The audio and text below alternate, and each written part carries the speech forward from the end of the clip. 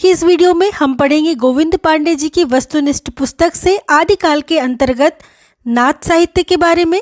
इसके पहले जो भी टॉपिक्स हमने पढ़े हैं उसे मैंने वीडियो के डिस्क्रिप्शन बॉक्स में डाल दिया है, आप जाकर वहां से चेक कर सकते हैं, उसे पढ़ सकते हैं। तो चलिए शुरू करते हैं आज का वीडियो नाथ साहित्य। लेकिन उससे पहले जिन लोगों ने अभी तक मेरा चैनल सब्सक्राइब नहीं किया है इसे सब्सक्राइब जरूर कर ले, और जिन लोगों ने सब्सक्राइब कर लिया है उसका मैं धन्यवाद करती हूँ कि वो लगातार मेरे चैनल के साथ बने हैं, अपना प्यार व सपोर्ट चैनल के साथ बनाए हुए हैं। तो चलिए शुरू करते हैं आज का वीडियो नाथ साहित्य। गोरखनाथ का नाथ पंथ। देखिए, जब भी बात आती है नाथ साहित्य की तो सबसे पहले बात आती है गोरखनाथ की। तो गोरखनाथ का नाथ पंथ बौद्धों की वज्रयान शाखा से निकला हुआ माना जाता है। नाथ पंथ कहाँ से निकला है? बौद्धों की वज्रयान शाखा से। गोरखनाथ ने पतंजलि के उच्च लक्ष्य ईश्वर प्राप्ति को लेकर हठ योग का प्रवर्तन किया, अर्थात गोरखनाथ ने पतंजलि के जो लक्ष्य थे उनको लेकर, ईश्वर प्राप्ति को लेकर हठ योग का प्रवर्तन किया। सिद्धों की वाम मार्गी भोग प्रधान योग साधना की प्रतिक्रिया के रूप में आदिकाल में नाथपंथियों की हठ योग साधना आरंभ हुई। आचार्य हजारी प्रसाद द्विवेदी के अनुसार, यह कथन बहुत महत्वपूर्ण है, नेट की परीक्षा में कई बार ये प्रश्न आया है। आचार्य हजारी प्रसाद द्विवेदी के अनुसार नाथ पंथ या नाथ संप्रदाय के सिद्ध मत, सिद्ध मार्ग, योग संप्रदाय, अवधूत मत एवं अवधूत संप्रदाय नाम भी प्रसिद्ध हैं। ये सारे नाम प्रसिद्ध हैं नाथ पंथ के लिए, ऐसा हजारी प्रसाद द्विवेदी जी लिखते हैं। हठ योगियों के सिद्ध सिद्धांत पद्धति ग्रंथ के अनुसार ह का अर्थ है सूर्य तथा ठ का अर्थ है चंद्र। इन दोनों के योग से ही हठ योग बनता है, इसे ही हठ योग कहते हैं। हिंदी साहित्य में षट चक्रों वाला योग मार्ग गोरखनाथ ने चलाया। ये भी नेट की परीक्षा में आता है कि गोरखनाथ ने कैसा मार्ग चलाया, तो षट चक्रों वाला योग मार्ग चलाया। गोरखनाथ को नाथ साहित्य का आरंभकर्ता माना जाता है। जैसा कि मैंने पहले ही बताया कि जब नाथ साहित्य की बात आती है तो सबसे पहले गोरखनाथ की बात आती है। गोरखनाथ के गुरु का नाम मत्स्येंद्र नाथ था। मत्स्येंद्र नाथ को मीननाथ और मच्छंदर नाथ भी कहा गया है। मत्स्येंद्र नाथ चौथे बोधिसत्व अवलोकितेश्वर के नाम से भी प्रसिद्ध हुए हैं।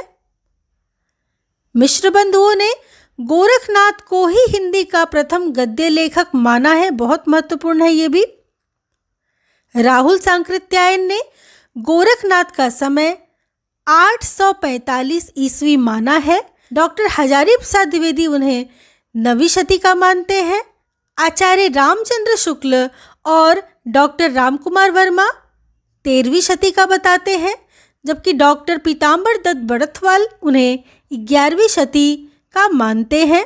आचार्य हजारी प्रसाद द्विवेदी ने लिखा है, शंकराचार्य के बाद इतना प्रभावशाली और इतना महिमान्वित भारतवर्ष में दूसरा नहीं हुआ। किसके बारे में लिख रहे हैं ध्यान दीजिए, ये गोरखनाथ के बारे में लिख रहे हैं आचार्य हजारी प्रसाद द्विवेदी जी, कि उनके समान कि शंकराचार्य के बाद इतना प्रभावशाली दूसरा कोई नहीं हुआ भारतवर्ष में।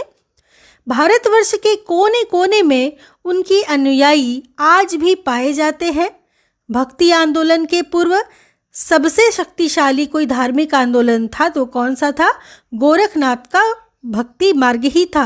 यानी कि भक्ति आंदोलन के पहले यदि कोई सबसे शक्तिशाली कोई धार्मिक आंदोलन रहा तो वो गोरखनाथ का भक्ति मार्ग ही रहा।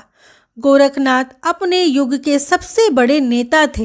ये वाली पंक्ति अक्सर नेट के एग्जाम में पूछी जाती है। गोरखनाथ अपने युग के सबसे बड़े नेता थे। और किसने कहा है ये बात? हजारी प्रसाद द्विवेदी जी ने। डॉक्टर पीताम्बर दत्त बड़थवाल ने गोरखनाथ के 14 ग्रंथों को प्रमाणित मानकर उनका संपादन गोरखबानी नाम से किया है।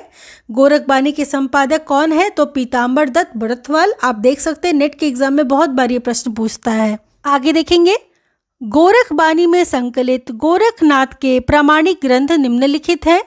शब्द, पद, शिष्या दर्शन, प्राण संकली, नरवय बोध, आत्मबोध, अभय मात्रा योग, 15 तिथि, सप्तवार, मच्छिंद्र, गोरखबोध, रोमावली, ज्ञान तिलक, ज्ञान चौतीसा, पंचमात्रा, ये गोरखबानी में संकलित गोरखनाथ के कुछ प्रमाणिक ग्रंथों के बारे में बताया गया है। आगे देख लेंगे। गोरखनाथ के संस्कृत भाषा में लिखे, किसके लिखे हुए हैं, ध्यान दीजिए, गोरखनाथ के लिखे हुए किस भाषा में, संस्कृत भाषा में निम्नलिखित ग्रंथ बताए जाते हैं। कौन कौन से हैं? सिद्ध सिद्धांत पद्धति, विवेक मार्तंड, शक्ति संगम तंत्र, निरंजन पुराण, वैराट पुराण, गोरक्ष शतक, योग सिद्धांत पद्धति, योग चिंतामणि इत्यादि। ये सभी ग्रंथ बहुत महत्वपूर्ण है, अक्सर नेट के एग्जाम में देखने को मिलता है, तो इसको आप ज़रूर से याद कर लें। आगे देख लेंगे। 10वीं शताब्दी के प्रसिद्ध कश्मीरी आचार्य अभिनव गुप्त क्या है, कश्मीरी आचार्य ने अपने तंत्रालोक में, उनका क्या रचना का नाम है, तंत्रालोक, तो अपने तंत्रालोक में मच्छंद विभु या मत्स्येंद्र नाथ की वंदना की है। नाथों की संख्या 9 मानी गई है। बहुत महत्वपूर्ण कि कितने नाथ हैं, तो 9 नाथ हैं। गोरक्ष सिद्धांत संग्रह में नव प्रवर्तकों के निम्नलिखित नाम गिनाए गए हैं: नागार्जुन, जड़भरत, हरिश्चंद्र, सत्यनाथ, भीमनाथ, गोरक्षनाथ, चरपट, जलंधर और मल्यार्जुन। ये 9 नाथ हैं जिनकी संख्या गिनाई गई है और 9 नाथ माने जाते हैं। इसका शॉर्ट फॉर्म मैंने एक ट्रिक के साथ अपने पिछली वीडियो में बनाया है, तो आप जाकर उस वीडियो को ज़रूर देख लें। आगे देखते हैं। डॉक्टर रामकुमार वर्मा ने नवनाथों का निम्नलिखित नाम बताया है: आदिनाथ, मत्स्येंद्रनाथ, गोरखनाथ, गाहिणीनाथ, चरपटनाथ, चौरंगीनाथ, ज्वालेंद्रनाथ, भरतरीनाथ एवं गोपीचंदनाथ। आदिनाथ को परवर्ती संतों ने शिव माना है। चरपटनाथ का पूर्व नाम चरकानंद था। आगे देख लेंगे। चौरंगीनाथ गोरक्षनाथ के शिष्य थे और ये पूरन भगत नाम से भी प्रसिद्ध हुए। नाथ संप्रदाय में जलंधर को बालनाथ कहा गया है। किसे बालनाथ कहा गया है नाथ संप्रदाय में? तो जलंधर नाथ को बालनाथ कहा गया है। नागार्जुन, गोरखनाथ, चरपट तथा जलंधर का नाम नाथ और सिद्ध दोनों में गिना जाता है। बहुत महत्वपूर्ण है कि किनका संबंध नाथ एवं सिद्ध दोनों साहित्य से है। तो क्या हो जाएगा? नागार्जुन, गोरखनाथ, चरपट और जलंधर, इन सबका संबंध नाथ एवं सिद्ध दोनों से है। नाथों में रसायनी नागार्जुन को माना जाता है। नाथ पंथ के जोगियों को कनफटा भी कहा जाता है। ये भी प्रश्न बार बार पूछते हैं परीक्षाओं में। नाथ पंथियों की भाषा सधुकड़ी भाषा थी, जिसका ढांचा कुछ खड़ी बोली लिए हुए राजस्थानी था। आप देखेंगे जब मैं आपको भक्ति काल पढ़ाऊंगी उस समय कबीर की भाषा भी सधुकड़ी भाषा आएगी। दरअसल कबीर पर नाथ पंथ का प्रभाव होने के कारण उनकी भाषा भी सधुकड़ी है। हम आगे आने वाली वीडियो में भक्ति काल के बारे में जब पढ़ेंगे तो इसे विस्तार से मैं आपको बताऊंगी। आगे देख लेंगे। गोरखनाथ ने अपनी रचनाओं में गुरु महिमा, इंद्रिय निग्रह, प्राण साधना, वैराग्य, मनः साधना, कुंडलिनी जागरण, शून्य समाधि आदि का वर्णन किया है। तो देखिए ये पतंजलि से प्रभावित हो करके और उनकी परंपरा को आगे बढ़ाते हुए गोरखनाथ ने इन सब का वर्णन किया है। आगे देख लेंगे। मत्स्येंद्र नाथ का वास्तविक नाम विष्णु शर्मा माना जाता है। क्या नाम है मत्स्येंद्र नाथ का वास्तविक? तो विष्णु शर्मा। इनकी लिखी संस्कृत रचना काल ज्ञान निर्णय किनकी लिखी? मत्स्येंद्र नाथ की लिखी।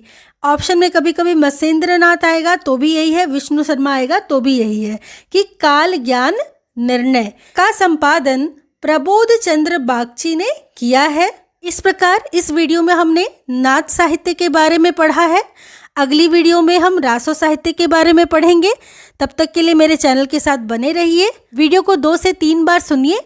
ये सुनते सुनते ही आपको याद हो जाएगी। तो पढ़ते रहिए। मिलती हूँ अगली वीडियो में रासो साहित्य के साथ। तब तक के लिए आप सबका बहुत बहुत धन्यवाद।